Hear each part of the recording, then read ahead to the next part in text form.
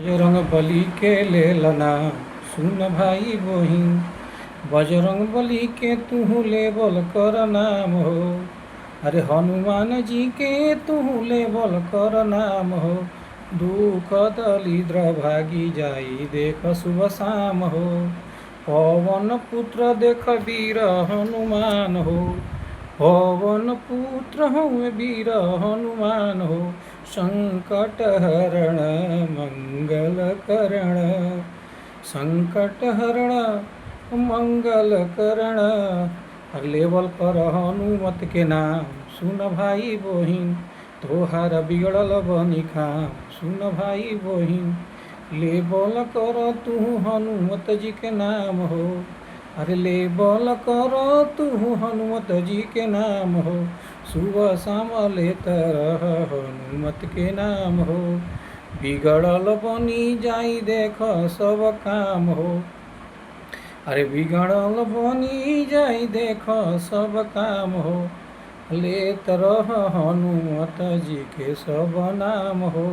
लेत रह बजरंग बली के सब नाम हो। लेत रह तू देख बजरंग बली के नाम हो। लेत रह तू देख हनुमत जी के नाम हो। बिगड़ल बनी जाई भाई बहिन काम हो।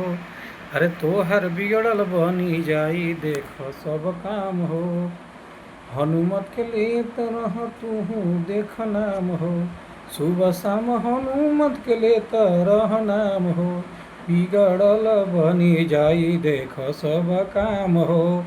बिगड़ल बनी जाई देख सब काम हो। मारुति के लाल होंगे पवन पुत्र हनुमान हो। अरे मारुति के लाल होंगे पवन पुत्र हनुमान हो। संकट हरण मंगल करण। पवन पुत्र होंगे वीर हनुमान हो। पवन पुत्र होंगे वीर हनुमान हो। संकट हरण मंगल करण। पवन पुत्र होंगे वीर हनुमान हो। पवन पुत्र होंगे वीर हनुमान हो। संकट हरण ही मंगल करण। संकट हरण ही मंगल करण। संकट हरण ही मंगल करण। संकट हरण ही मंगल करण। संकट हरण ही मंगल करण।